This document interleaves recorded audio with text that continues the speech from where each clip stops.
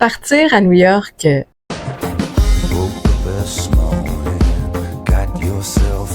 pour de la recherche historique, je vous raconte ce qui s'est passé lors de mon dernier voyage à New York.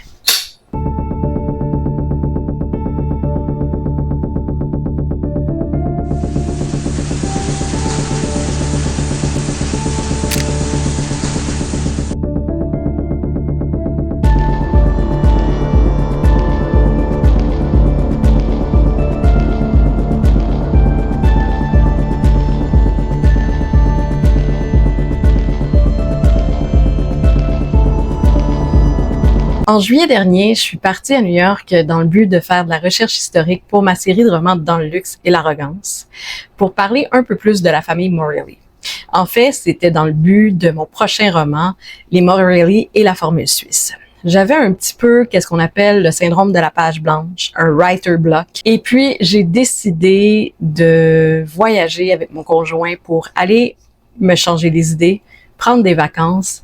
Mais qu'est-ce qu'on a découvert? Et comme un peu par hasard, ça a été de l'histoire pure. D'abord, à notre arrivée, on s'est été à Times Square.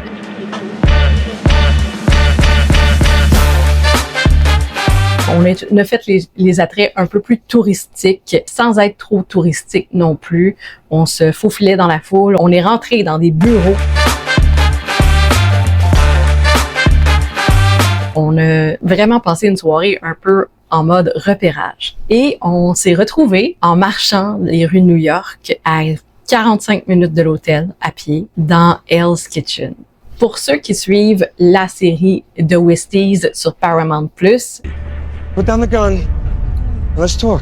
Hell's Kitchen, un lourd et long passé criminel. Dans les Westies, c'est là où est-ce que les Italiens et les Irlandais s'affronteraient.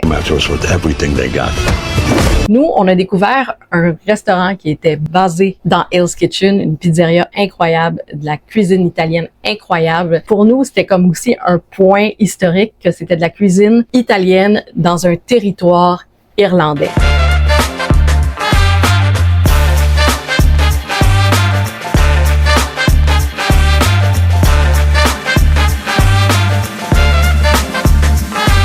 On s'entend pour dire que c'était quelque chose d'assez incroyable. Outre la délicieuse pizza, le jour 2 a été plus celui du pèlerinage digne du parrain et de Wolf of Wall Street. On est parti le matin de l'hôtel, on s'est dirigé vers Greenwich Village, où est-ce qu'on a été prendre un excellent café au Café Reggio dans Greenwich Village. Faut comprendre que ce café-là est complètement historique. Il y a des grands noms qui ont pris leur café là, mais il y a surtout quelque chose qui nous a frappés.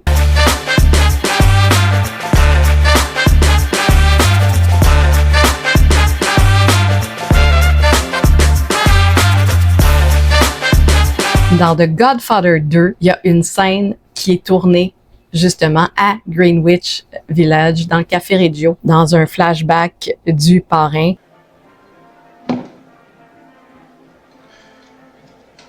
Mi pare che ci sono 300 scudi sotto il mio cappello. C'est incroyable, l'atmosphère est incroyable, c'est indescriptible. Je vais vous laisser quelques images afin que vous puissiez observer par vous-même. On a des peintures de la Renaissance et de l'ère baroque et un banc des Médicis. Et notre table était vraiment adjacente à celle de la fameuse scène du parrain.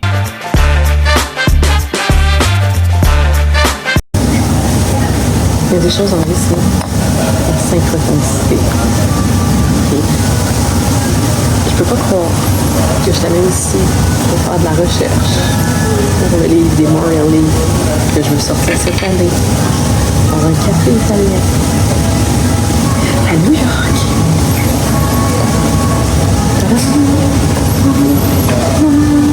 Je peux entendre du Strauss. Le livre est écrit par Colin sur les Morelli. Je veux dire, les Strauss sont vraiment partout. Jusqu'au Café Reggio, à New York. I drink to that. Par la suite, on a visité Little Italy, donc la petite Italie. et on a vu des business centenaires encore là. Et ça m'a fait réfléchir à quelque chose, que c'est beaucoup les communautés qui s'aidaient entre elles pour percer dans le temps et qui s'aident encore aujourd'hui au travers de leur business. C'était quand même historique, puis de voir des bâtiments, de se promener dans ce quartier historique, c'était vraiment une expérience qui se vit, surtout quand on y va dans un but de recherche historique pour une série de romans, puis finalement vous en parlez sur une chaîne True Crime Mafia, parce que ça va aussi marquer le pace d'une de mes prochaines vidéos sur la chaîne, qui est les 5 familles mafieuses de New York. En attendant, je vous invite à vous abonner parce que il va y avoir beaucoup de contenu par rapport à la mafia new-yorkaise, mais aussi américaine, mais québécoise, et aussi les femmes de la mafia. On a continué notre chemin jusqu'à Financial District, le fameux Wall Street, où est-ce qu'il y a le Wolf of Wall Street, et on a vraiment apprécié notre expérience au complet. Ça, c'est qu'est-ce qui a fini notre deuxième journée, parce qu'on a vraiment fait quelques jours à New York, mais ensuite, on s'est prolongé notre séjour au New Jersey, et c'est là que qu'est-ce qui est vraiment étonnant qu'on a fait, ça a été d'aller vers les fameux spots de la série Sopranos, et mon expérience chez Olsztyn est vraiment remarquable, puis m'a marqué vraiment. On est rentré dans le restaurant, on a été accueillis, super sympathique, mais j'ai l'impression que lui, il a senti que on voulait la banquette Sopranos, la personne au service à la clientèle, je sais pas si c'est un boss boy, un commis, bref, parce qu'il faut comprendre qu'il y a une crèmerie. Il est venu nous voir et il a dit, vous savez que vous pouvez vous asseoir dans la banquette de Tony Sopranos. Vous n'êtes pas obligé d'être à celle qui est comme adjacente, mais aller vraiment dans celle de Tony. Donc, on a été s'asseoir dans la banquette de Tony Sopranos. Mon conjoint s'est installé exactement où est-ce que Tony Sopranos, à la scène finale de la série, s'installe.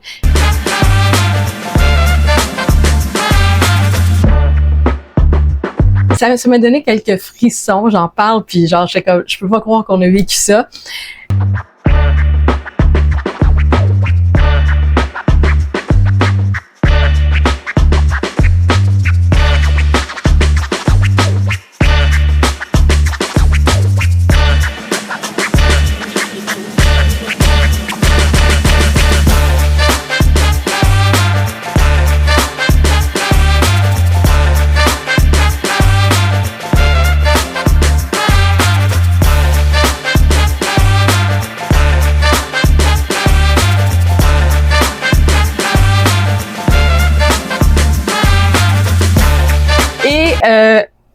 Tout de suite après, on a commandé bien entendu un onion ring, mais moi j'étais assis exactement où est-ce que Carmela Sopranos était assis.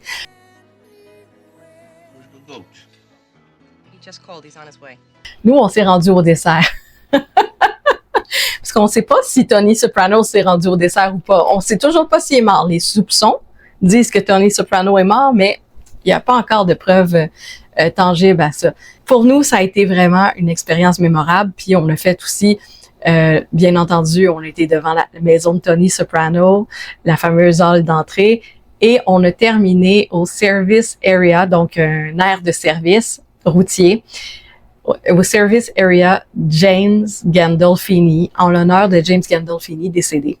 Et t'as quand même quelques photos de lui, mais que le service area porte clairement son nom.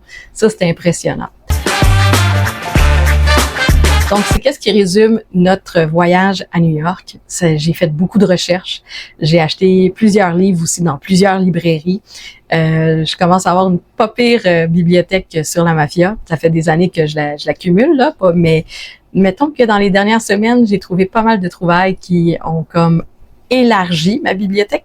Sur cette chaîne-là, c'est ça que j'ai envie de faire, c'est de vous partager ma passion pour le crime organisé et la mafia et des anecdotes de voyage parce que je veux pas spoiler, mais prochainement, il risque d'avoir un autre voyage en lien avec le crime organisé.